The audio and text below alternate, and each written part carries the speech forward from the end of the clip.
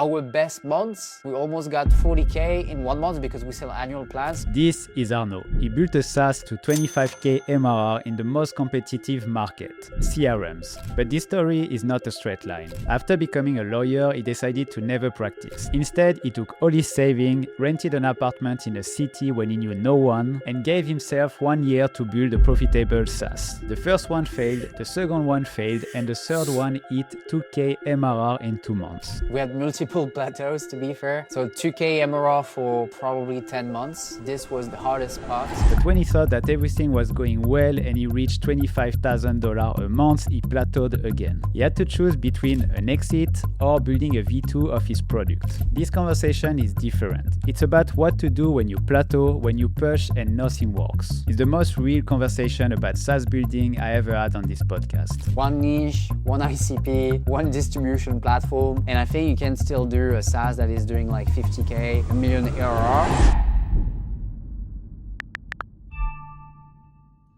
So Arnaud, I'm super happy to have you today because you've been building your SaaS for a while. You have a lot of experience to share today. And my first question is, how did you end up building a CRM? Yeah, man, pretty crazy to build a CRM. To be honest, it was by accident. Like initially, I was a trainee lawyer in France, in Paris, and I became a lawyer, but I met my co-founder like 6 months before becoming a lawyer, and we started to do projects together online, made good money as students, to be honest. It paid off my student loan. And essentially we say, okay, we need to build a SaaS. So I became a lawyer, but I never practiced. And we, with our savings from the projects we made together, like we rented an apartment in a city where we know no one in France. And for a year, we tried a bunch of SaaS. And I think the first SaaS was essentially Breakcold, which is now a CRM. But back then, it was actually an AI first line writing tool. So it was before like ChatGPT. It was when there was only the Open AI API and you could do a bunch of things, but it was not very open to the public actually.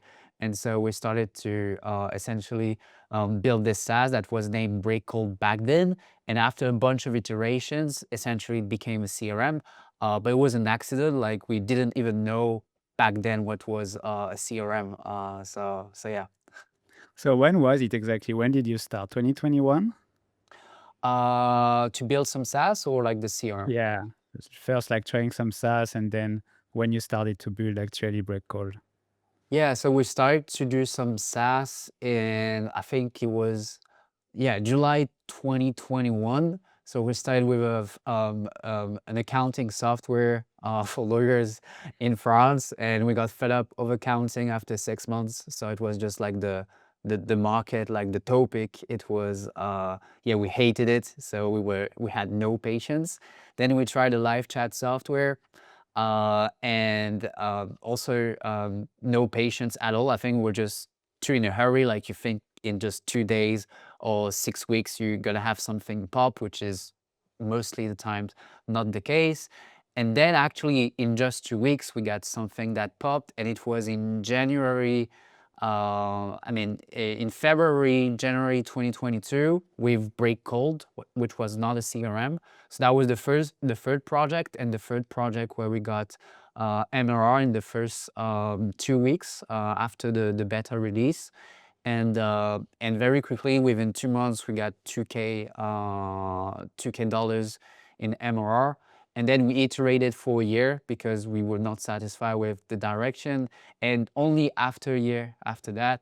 So in June 2023, we launched Breakcold as a CRM. So pretty much we launched the CRM that date, and ever since we've been positioned as a CRM. But for a year, almost a year and a half, we have Breakcold, but it was probably a sales software that had like 3 different shapes because we knew nothing about SaaS pretty much.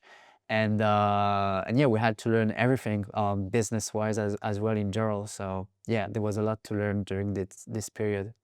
What was your first distribution channel? Because you say with the first or second iteration of Breakcold, you went from 0 to 2K MRR. What did you do to get the customer?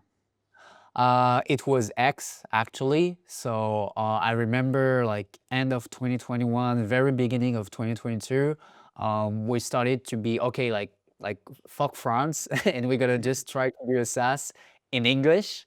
And we because we were traumatized because of the accounting software for lawyers, we're like, okay, we want a software that can talk to everyone in every languages. There's no regulations specifically. You don't need to adapt every year to a new law that is enforced, etc. And so we started to go on X just to see some people building stuff. And back then there was a lots of people building in public, etc. Still today, I think, but back then was probably a different energy. I don't know, and we started I just started to be like extremely active on X to find ideas, to get inspired. I think this is where I met Thibaut, who's now since then became pretty famous on X. So he's running a lot of softwares and a lot of other people. For example, Marc Lou, I think he was just starting out. So he was not the Marc Lou that people know these days. And he was sending me DMs about like skateboarding and stuff. So it was funny. But essentially through X, and I remember like in February, March 2022, I was averaging about 1 million impressions a month. And so when we launched our SaaS and I said, oh, we made money through through Facebook groups. So if I go in the story, like the first MRR was actually the beta users were through Facebook groups, and the first monthly subscription was through X, because with the results I got with the beta users in Facebook groups, I was sharing everything on X, and because of that, it attracted eyeballs, and people tried the software, and we got our first subscription. So the first 2K per month, it was purely from X within two to 3 months back then. So only by sharing, building in public for X, and yeah, that was how it happened. And what was the second step? Because you said 0 to 2K MRR with the first one that made money. And then the first version of Breakcold was born, and you went up to 5K MRR. What did you change? And did you do actually a new distribution strategy for this one? Yeah. So essentially, X, we got lots of distribution, but the churn was insane. So what I mean by insane, we're talking about like 40% monthly churn.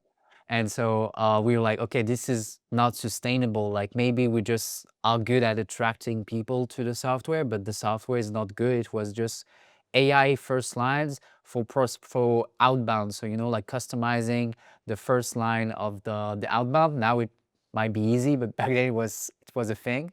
And so we're like, okay, we need to pivot the software. So we pivoted for within those 10 months, we became like a social selling software. So we were like aggregating posts from LinkedIn, from X, and people could like and comment the post before doing outreach. And so by doing this feature, without realizing it, we actually realized that the churn decreased and people stayed, but actually they used it more in a CRM way, beyond the feature that we had, that where they could engage from one place with an engagement feed that now is a thing, but back then we were the first one to do it. And then we were like, oh, maybe there's nothing new in CRMs. Like there's lots of CRMs out there. They've been there for like 10 years, 15 years. There's no CRMs that are bootstrapped. There's a few VC backed here and there recently, but maybe there's a reason why. The reason is because the CRM market is extremely tough. And so our bet was maybe we should go in that space, because you got to be crazy to build a CRM with so many big VC-backed startups and like HubSpot and enterprises softwares. But if we manage to survive, there's no competition, and maybe from an exit perspective, there's also some strategic acquisition to do. And so this is what we did, and this is how we break even like the 2K MRR milestone. And so I started to post on LinkedIn. So I completely ditched X, because X, you have a lots of exposure, but we really wanted to focus on like B2B sales. And like with way fewer impressions on LinkedIn back then, we got way more leads, because also we had like some features around LinkedIn. And so I stop like X for 2 years, 2+ years, and instead I focused on LinkedIn. And then we can talk about other distribution channels. But essentially, LinkedIn was the phase where it was from 2K to 5K. So at this stage, it was only socials and outreach, but manual outreach. So like no automations. But to reach that, that was the how we did it. And how did you do that exactly on LinkedIn? Like, what was your workflow to actually get customer from there? Yeah, so the workflow was very simple. It was mainly like creating contents. So adding, so if we go step by step, so step one, it was to go on Sales Navigator and add people who I believe were the ICP. So it was a lot of head of sales or co-founder of small B2B startups in the US or the UK. So those were the two targeted markets. And if they accept my request, I was not pitching them at all straight away. I was just posting content, hoping that because I post content and also I was engaging with the post with my tool, because our tool was enabled me back then to like and comment the post. So they comment, I comment the post, they reply to my comments with first degree connections. So when I post on LinkedIn, they see my post, and very gradually, then they just sign up by themselves without even me sending a DM. And then occasionally I was sending DMs, but the focus was really just building an engine content machine on LinkedIn like that. So this is what we done, and it was enough to reach those 4-5K MRR like this. So yeah. And then I think you plateaued. Like at 5K, it was pretty hard to actually break 5K for a while. Actually, we plateaued more like we had multiple plateaus, to be fair. So 2K MRR for probably 10 months. So although this was the hardest part, because yes, we bootstrap profitable, but there's still two mouth to eat, and we were still on our savings at that time. Then we reached 5K, and but actually once we reached the 5K, so actually the plateau was more 2K for 10 months. Then once we went beyond that, like we reached 5K, but we stayed maybe like 3 months on 5K, and then we went very easily during a year from the 5K to the plateau that we had recently, which was 25K. So because everything What, that we put in place worked, so yeah. so what did you do from 5K to 25? So mostly SEO. So my background during school, so I was training lawyer, but to fund my studies, especially when COVID happened, I built a dropshipping business, but with SEO, so not with ads. And so my skill set in the beginning back then was SEO. And so day one, I was like, even before we made like the 5K MRR, I was like, we need to do SEO. And so it took some time for the SEO to take off. But day one, like maybe months 4, I started doing SEO. And once we knew that we're building a CRM, I focused on like creating blog posts manually, not with AI. Back then, again, it was more 2024. I got some articles generated with AI at scale, like 1,000 on top of the funnel content keywords. And those top of the funnel content keywords, it was pulling out a lot of visits. So maybe like 20,000 visits from top of the funnel content. So explaining like a B2B sales term, and then bottom of the funnel content, which was more like long tail keywords about like instead of doing like just CRM software, you will maybe go with like LinkedIn CRM software or something a bit longer. So CRM for marketing digital agencies, and then you do some blog posts around that. And essentially by going after all those long tail keywords and the top of the funnel using AI, like we managed to reach about like 30,000 monthly visits through SEO before like the content update in 2026 that destroyed top of the funnel. But this is how we grew, mostly through SEO, and yeah, mostly through SEOs from those. We were still doing content, but content was just fueling the signups, because every time we got signups, we were adding them on LinkedIn, because our ICP is very active on LinkedIn usually, because B2B sales. And so if we have them on LinkedIn, they see our content, but they arrive mostly through SEO. This is how we were doing it. Like, I think at the top, we were getting about like 750 trials a month.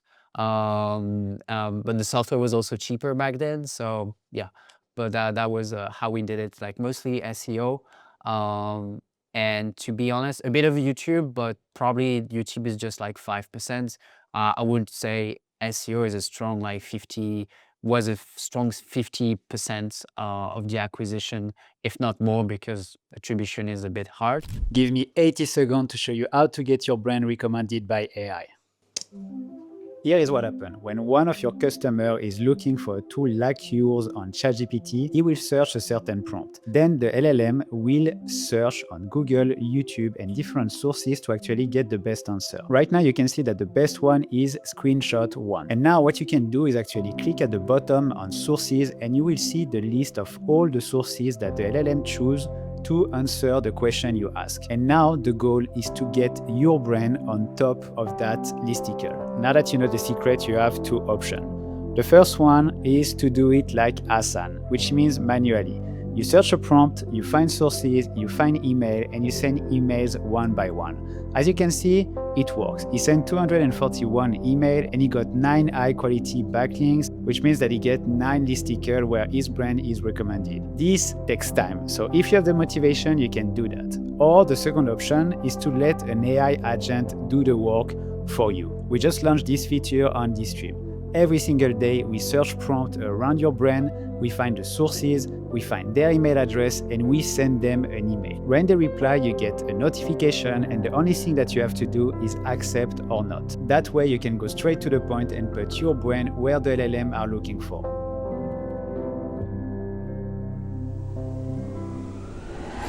And you were saying that when you were doing content on X, the churn was 40%. What did you see? What was the biggest difference between social media and SEO in terms of like conversion, trial conversion, churn, all this kind of number? No, I think it was like the problem was the product, like 100%. I think if the product was good, like maybe the churn would be higher because people from X, I think anyway, they will churn more, but it would not have been like 40%. Maybe it would have been like 15, 20%, which is still very high. Don't get me wrong, but I still would have been much lower if the product was good.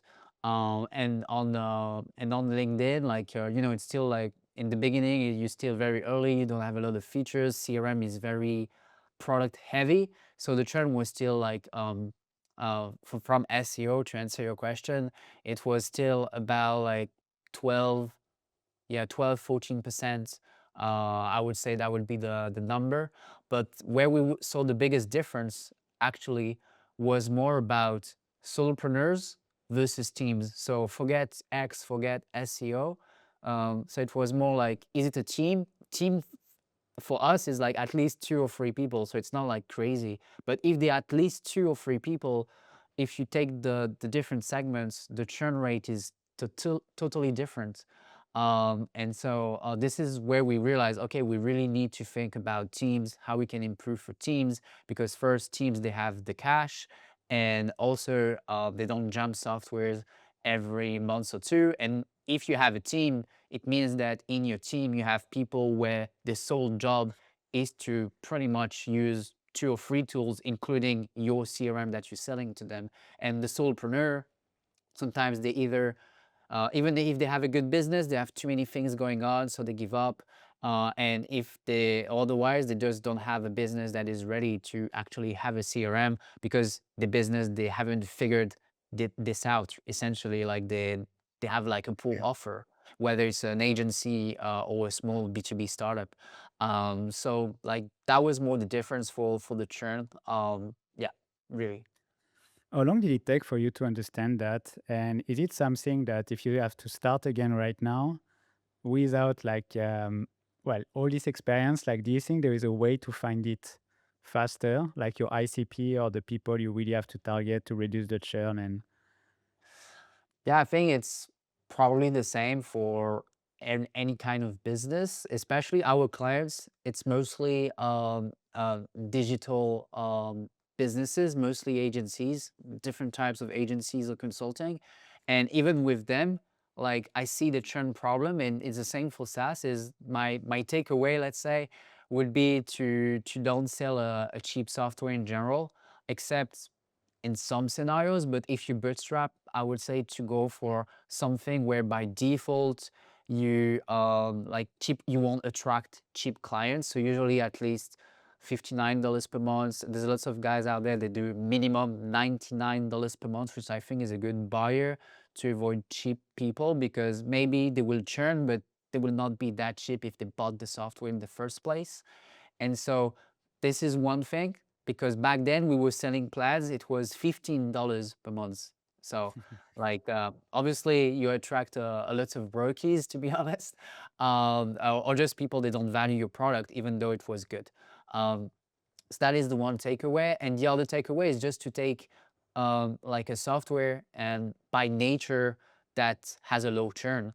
What I mean by that is if you're doing like a pure prospecting software, for example, an outbound tool, you know that by nature your acquisition will be like easier potentially, but the churn rate is usually very high in those softwares, at least 15%, except if we have like a very large software with like tens of thousands of clients. But when you bootstrap, it's not the case fast on this. And so, and I think like the biggest example I have in mind on that is like there's a guy on X, Twitter, like he's called like Ollie from Senja.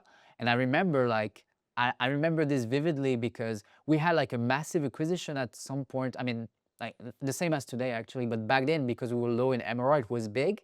Like we were like getting like 5K or 6K MRR per month, but because of the churn, like we were not growing too much at all at some point. And I remember like the guys from Senja, they had back then, again, back then they had a lower acquisition. They was just getting 2K, 1.5K MRR per month, but by nature, it's a testimonial software.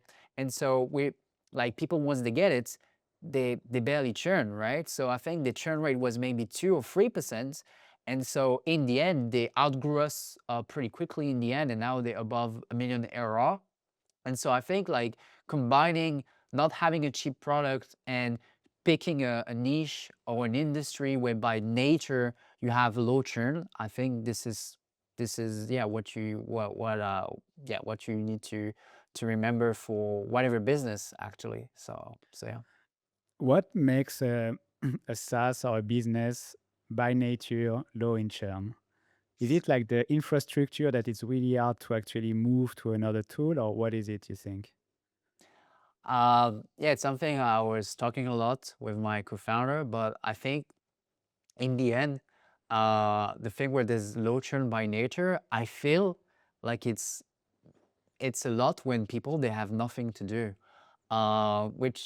because there's some softwares you could think they have low churn by nature, but if the user has to do a lot of things, essentially the problem is humans. Let's say like if you expect someone to do a lot of stuff, there's always a probability that this person will not do the stuff that they need to do. So if you have a software, so typically accounting software, like usually you don't have a lot of things to do. You just plug your data and maybe your accountant will handle the data, but you have nothing to do. You still pay the software. And obviously accounting is mandatory in some countries at least. So this is like by nature something where you don't churn. But if you go outside of like things related to law or medicine and things that are less, where there's like not laws that are regulated and force you to do this stuff, I feel like it's things where people they have nothing to do and they pay and then they don't think about it. A website typically, like a website builder, it's a tough space because of the competition, but normally you build your website and maybe you will do some modifications, but like most regular people, the average Joe, they just need a website and then they have it and they don't think about it. And so the moment where you have friction is when people, I feel, like they need to do a lot of things. And so that could be one way to identify. Another way is maybe they have to do the action. So for example, they need to post content on social media, but technically, like depending on your business, it's like almost mandatory to post on social media. Like for example, if you like a restaurant and or like a hairdresser that really want to grow your business, like posting on Instagram is almost like a law that is enforced on you, and you need to respect that and post every day, or otherwise your business will not grow more. So you almost think of it like, is it something that will kill your business? That will be one way. Or is it something where the person, they will be satisfied and they don't have to think anymore and they don't need to go back to your software? So there's two ways to see it. And depending on the way you choose, it can be totally different softwares. There is two schools. There is like people like Mark Lou who actually build 10,000 million products with different branding and everything. And you and your co-founder, you choose to keep the same name and keep pushing in the same direction for a long time, basically. Yeah. Why did you decide to keep the same name and like push in that direction and like keep the same product and not change completely like the trajectory? Yeah, I think like it takes a lot to build multiple products, and I think there's two things. Like if you build like a tool that does one thing, yes, you can build a lot of products. But we chose every single time, maybe it was good, maybe it was bad, to build a platform. And when you build a platform, you really need to just invest your soul into it. And it's that's why like usually like people in the shoes of Marklo, let's say others, like they will maybe build like niche tool, which is a good way for many reasons. We won't make a podcast on this, but yeah, we chose that way because again, we were thinking something different for especially the CRM market, and we kept the name because Breakcold in the end, considering B2B sales, was a good name to recycle for every kind of projects. And so that's why we kept the same thing and build on top of it. And we wanted to build a B2B sales software. And so that's why we did it.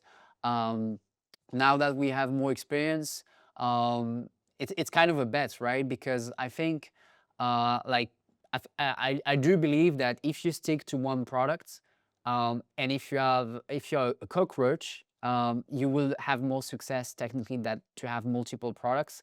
And when I listen to podcasts and some things, it's a question that is recurring. But if you look at the most successful Bootstrap, so here we're going to talk Bootstrap, the most successful Bootstrap SaaS, they've just focused on one thing. Sometimes it went fast, but when you dig, there's actually a story. They built multiple companies before. Sometimes it took some time, but they just stick to one thing and they just became like the top expert on it. And ultimately, they figured out either the distribution or either the product. And we are more in that mindset, meaning that regardless if we sell like in 2 years or 15 years or never, like we just want, it's so much effort that we like maybe want to have a SaaS that can reach not just like 1 million ARR, but then after 5, then 10, then 20, and basically building like a big company. And so it's a different mindset to build like a lot of tools that can still make you a lot of money. So yeah, it's two different things. But yeah, we're more in the game of, yeah, if with our software, we know that if we reach like 1 million ARR, like considering the fact that we bootstrap and there's also no competition virtually except the giant ones, but like essentially when you bootstrap in that space and considering the barriers to entry that are extremely high, that's why there's no one building a CRM essentially bootstrap. Like you can go then easily to 5, 10 and more. And also in terms of acquisitions, like without going into details, we have on paper like a small MRR, but the thing is like because there's no targets to buy in that space, we already got approach and multiple offers like LOE almost like or in the process of having like offers that are not linked to our let's say, real valuation, because from a strategic acquisition point of view, like the value of the business is quite high. So there's also different ways to think about this stuff. So yeah. Yeah, it's definitely a good niche to be for that, because when I was doing, for example, affiliate, there was a Monday and they were spending so much into marketing, into affiliate marketing, and all these things that a client for you is like usually really hard to acquire, and it takes a lot of money for them. So yeah, I can imagine that any acquisition will be way higher than another tool. And to um, bounce off on what you say, like in the podcast, in the last few interview I had, I think you can take Marie from Tally, Elston, or Nevo, and the three of them, they were just working on one product. And right now, when they reached actually 1 million ARR, it went really fast to actually grow to 2, 3, or 5 million a year. So yeah, I totally agree on that. Yeah. I want to ask you a question on iteration, actually two questions. First, before you got actually your first money, how did you know that you had to change the product? Before you did your iteration that brought you to 2K MRR, like before that, how did you know that you had to stop the product and start something new? I think it was just that there was no future for the product. In the end, again, it was, like you do your cold emails, and we're basically generating like the first line that was personalized for every for every emails for every person. And so we're like, okay, but this is not crazy. And the second thing is probably AI will get better and better. And we were right in the end, like all the softwares in that space got completely destroyed. I think the biggest in the market, they failed as well, but now they're very famous. It's like Smart Lead for people listening to this. And so back then, like they also pivoted and became a Smart Lead, which is now, I think, probably doing 15, 20 million ARR. And so, yeah, there was just like, yeah, this kind of software will be disrupted like in the next 10 months. And we got lucky because of the hype back then on AI in 2022, very early. But we knew it was not sustainable, and we also had the numbers to back this up. So yeah, like maybe you could have built a company, and maybe it would have been a project we could have sold actually. But yeah, we decided just to pivot from there.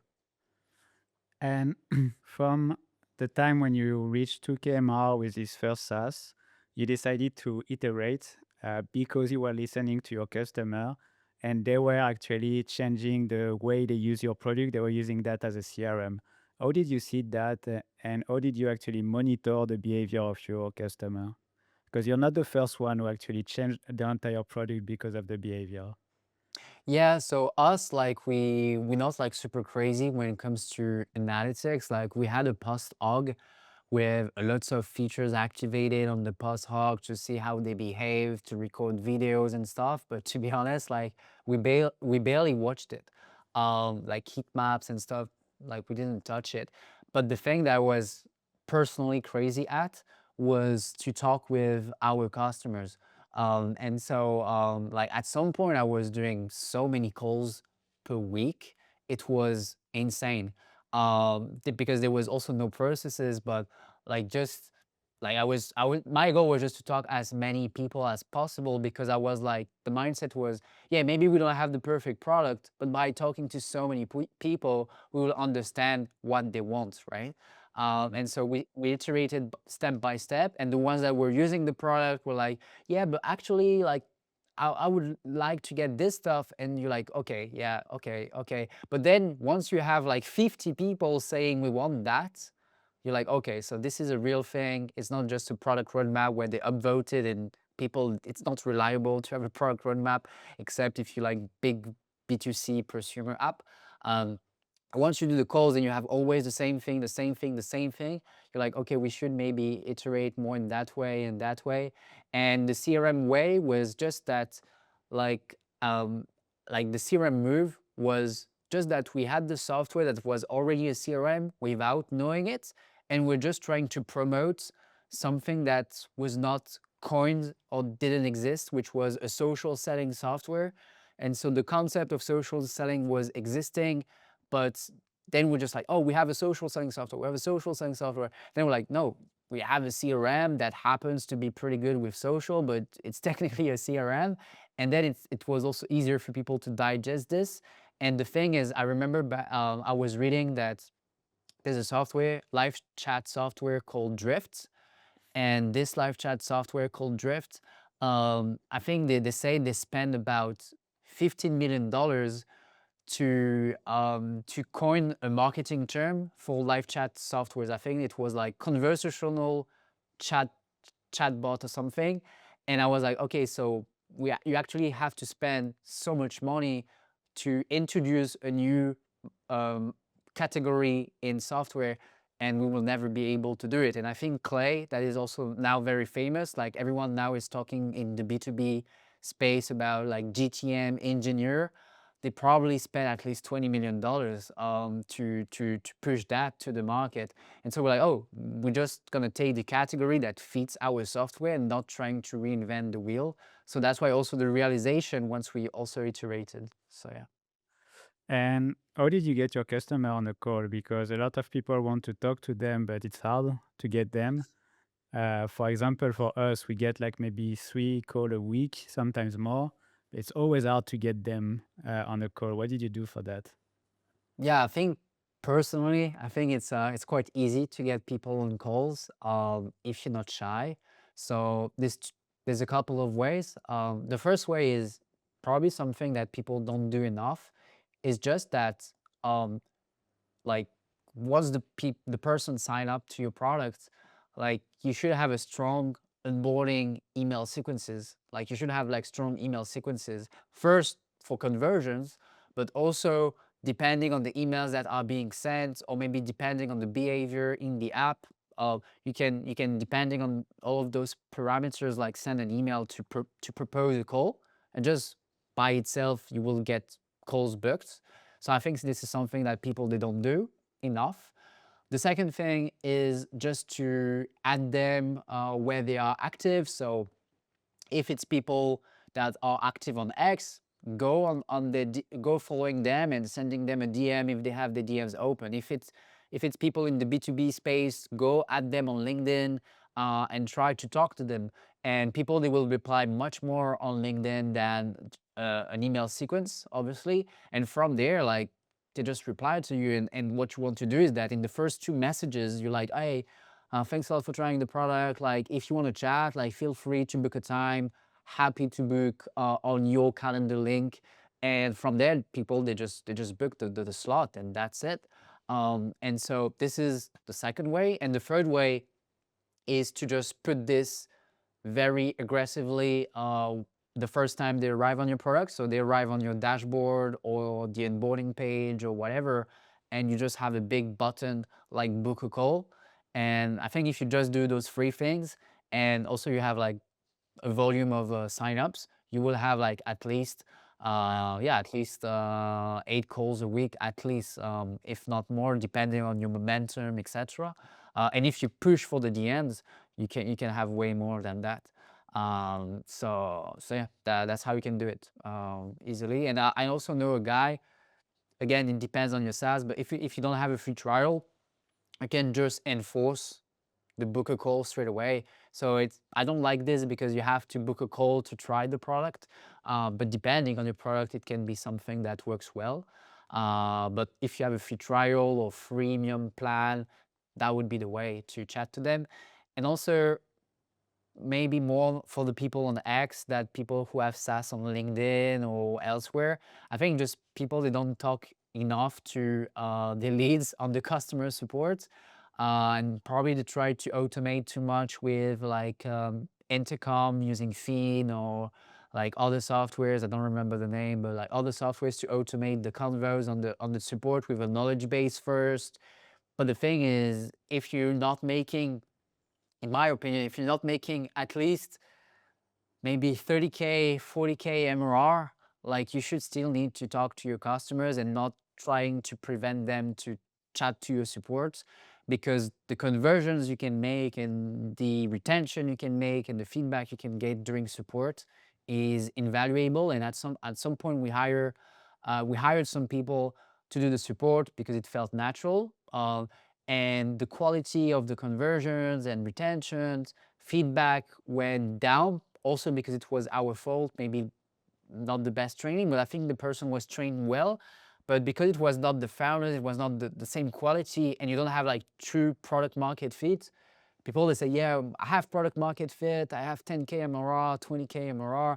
I think when you have product market fit, when you have like you never from Prestige and like every day you have 1K new MRR, but otherwise you don't have product market fit, right? You just have to brute yourself to have it. But if you don't have like 1K MRR every day, like easy, like you don't have like true product market fit. Sorry. So you should still do support to either have an excellent product, you have true product market fit, or you accept you will never have like true product market fit and you become a beast in distribution. So yeah, you choose. You said that you hired people for the support. I think you also hired more people, I think 5 people at one point, and then you Yeah, scaled back. yeah, When yeah, was yeah. that? And why did you do it? And why did you came back like to 2 after that? Like what happened exactly? Yeah, basically, we were growing like 1K to 3K MRR per month. And so we were like, so it's not per day, but it was per month. And we were like, okay, we have it. It's done. Like it's done. We growing forever. And so we're like, okay, now we need to structure how we're gonna make hires. And so it felt natural, like retrospectively, like now that I'm better with anticipating like plateaus, I would have not made this mistake. But back then we were like, okay, we just need to hire. We're growing like 3K at least MRR per month, so easy now. And so this is where we started to hire like a developer, and then something for SEO, someone, sorry, for SEO, then someone for support, and someone to do videos, essentially. And then we also had someone to do sales. So I removed myself from doing the calls. I had someone to do the calls, to do the outreach, to send DMs, and to do a lot of things. And that's how it was structured. And so the structure was not bad, the hires were not bad, but the thing is we reached a plateau because again, like the product was just too limited, and distribution you can always do better, which is true, but very from the product perspective, especially for CRM, it was not normal to have such a high churn. And essentially, after maybe 10 months like that with this team, we essentially scaled back, and I didn't fire violently the people, because I found them, all of them. I found them except one, to be honest, like except one, because he was like then he came back to be a freelancer. But the other ones, like I found them a better job, better paid, 100% remote, and full-day work week instead of 5. So you're a good So man. well, it was pretty good for them. But essentially, yeah, we scaled back to like 2 people, and we had very strange. Like we had then our best months with a S, like best months, just the 2 of us. Like we almost got 40K in 1 month because we sell annual plans. So we have our MRR, but sometimes we have way better months than our MRR because of annual plans. And so yeah, we almost make 40K, just the 2 of us. And things got, yeah, easier, because obviously when you have a team, you have more processes in place.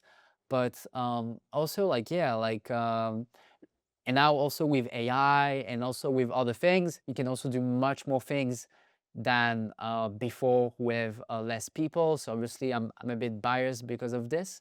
But retrospectively, I think if we had like maybe 8K or 10K of people in payroll, retrospectively, I think we would have, not even if the churn was too high, we will still plateau later by injecting 10K or 8K per month in distribution into like agencies or like ads or partnerships or paying influencers.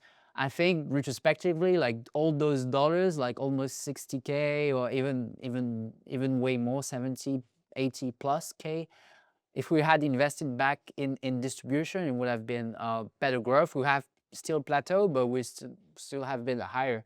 You never know, like so yeah. And now another version is coming. Well, you just launched it now a Yeah, few weeks ago, I think. What yeah. happened? So you plateaued at 25K and you decided to do the move to launch a new product. Why and what it is? Yeah, so essentially when we came back, just the two of us, there was this tough decision to continue or not, because we can continue with Bootstrap, we can die by default, we're profitable, so that's the good news. But then we're like, okay, but because it's so hard, like what should we do? And so we were like, should we do another SaaS and just having this one running? Should we try to keep up? But we know that the CRM space is the toughest, the oldest of the SaaS space.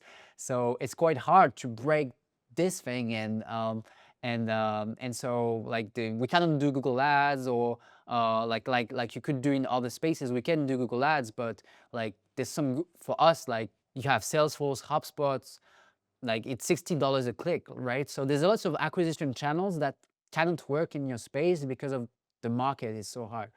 And then, like by chance, we got approached at the same time when we were questioning by big actors making anywhere between like $15 million a year up to like $7 million a year, like ARR as a group, as an entity, but with multiple companies. And so we were talking with them, with the CEOs, realizing our business is actually worth quite more than our real valuation for the MRR. And then we're like, okay, do we want to sell or do we want to continue to go above the plateau? And so the decision that we took in the end was to try to go above the plateau and to build a new version, because we knew what was wrong in the product and also the acquisition that is linked to the product and other things. And so like, do we want to try to solve this problem? There's a risk like the business dies, etc. But if it works, we can scale a lot more. If it works okay, we will scale a little bit or still plateau, who knows? But from also an acquisition standpoint, if we get acquired, by the structure of the product and everything, the V2 will also be extremely great for the acquisition value, because you have the cash upfront, but you also sometimes have earnouts. And if people are familiar with earnouts, you can know that if it's with the right company, you can still get a few millions more if the product is ready to actually scale. And so we decided to do this move, and for 5 months almost, if not, yeah, 5 months, like 90% of our focus went on the V2. We stopped doing acquisitions, so we were just like on perfusions, like surviving through our SEO, YouTube videos. I was still posting on LinkedIn, but not like actively at all. And so just the focus went on the V2 that we launched back on that we launched 2 months ago. And it was also very hard to do a big migration because it's a different product with a different database. So in terms of migration, it's also a mess. You have to migrate the customer from V1 to V2. Some of them, they're not happy, even though the price is the same, etc. So it's obviously you lose some customers and then you get new ones. But from the stats we have right now, when it comes to the V2, if you run the math, like we will outgrow like what we had before. So it's positive, but we're definitely not easy mentally. But yeah, don't regret it at all. So we will see what holds. But yeah, so far V2 is doing extremely great on its numbers versus the V1, because obviously we still have MRR on the V1 for the ones that didn't migrate yet. So yeah, there's a clear difference in churn rate and in everything, essentially. Although it's just been 2 months, we know it's good. So that's good. So what's your plan now? What's the plan to reach 100K MRR or even more? Yeah, the plan, to be honest, is to to stop working. So bear with me when I say stop working. What I mean is that building the V2, building the product, the CRM for 3 years was tough because CRM is very product heavy. The expectations from customers who have the money is extremely high. And it's crazy to say that because it's the opposite that is preached on X. They say, yeah, you should distribute the product, fuck the product. Yeah, but not for this. And so on this one, so because of being bootstrap, obviously you don't have like 5-10x engineer to build the product fast. And I think we pretty much aiming toward what we wanted to achieve. And we know because very few objections, retention is cool. So what I mean is that all of my time was on the product, on the support for the product, on many things that was not distribution. And sometimes I'm like, yeah, it's almost a miracle that we grew. Yes, we plateau, but it's almost a miracle that we built this business where like we were not going crazy on distribution. And so now my goal for the next 6 to 12 months is just to go crazy on distribution because I have nothing else to do. SEO, I've written all the articles and I built all the tools that I wanted to do. The backlinks, we have like, it's already running well. For the rest, the content, it's figured out. For the strategy on the LLM. So the only thing I have to do is now to try to grow the product by having the product more visible. And so I think it will go, there's multiple possibilities, but I think it's just staying alert on the trends. And because you're available, you can adapt to trends. So you were talking about the guy from Posties, and I think it's the perfect example. He basically was at 20K MRR, but he was very flexible. He was alert on what's going on. And so when there was like the open claw on other things, he already had his MCP, but basically like the key for me was availability. And so when you are building your product and you don't see what's happening on the world, you don't have availability to jump on trends and to be there. And also you don't have availability to be visible online, right? So if you want to have massive LinkedIn reach or massive X reach, you need to be available. And more recently, you also have like Goji Berry, which is different, but like the Roman from Goji Berry, the three co-founders, so they can split the task more. But him, like his sole job from 8 a.m. to maybe midnight is just to be visible for Goji Berry. And so they had a very like regular trajectory of MRR. And then at some point it went like boom, because like for maybe 6 months, he was just going crazy on LinkedIn, on X, on Reddit. And then he had this one thing. You just need this one thing because the product is already there. And so if the product is already there, you just need that one thing to have this jump. And so my goal right now is to go crazy on LinkedIn, on X, on YouTube. Maybe not too many platforms at once, because if you have too many platforms going on, it's hard to nail one. So I just think I need to either nail LinkedIn or nail X. X is not the best audience probably for us, but at scale, you run the math, it always work. And so yeah, that's pretty much the goal. Then there's other little strategies, but it's more other things related to maybe ads and some stuff. And already by default with our current acquisition, if the new product has a way lower churn, we just grow by default. So also having a stable and good product. But yeah, the strategy is just to go full madness. so so yeah, that's the plan. And you joined Profitable Founder Mastermind, this small mastermind that I founded Yeah, not long ago. We are like 10 now. I think like we meet every 2 weeks. yeah. Did it help you? What did you get from that actually? Because it's really nice to see your face every 2 weeks, but what happened for you? Yeah, I mean in the group it's right because like there's first there's a good group in similar MRR numbers, related industries but not competitors. and so you can learn a lot from the group. And also just having sometimes, again, we're coming back to that one thing, like maybe sometimes you can be like, oh, I should like have more conversations, but sometimes you just ask the question, you get an answer, which is always great. And sometimes you just have this one info. So maybe in 1 hour call, you'll be like, oh, okay, I know already this, I know already this, I know already this. But you then have another angle on how it was done, another angle, and then it sparks you an idea that works for your business. And you can already have that without, technically, I would say, the mastermind. But here it's different because, like, it's people who have the same target, the same goals, and it's made for that, essentially. So that's the good aspect of it. And yeah, that's how I like it personally. So yeah. Last question. Now you have Yeah. all these experiences, you did that for years, you know where you have to go, you know that you're going all in on distribution. If you had Yeah. to start from scratch, if someone is like looking at this podcast right now, like what will be the shortcut for this person to actually like make everything you did but faster, if it's possible?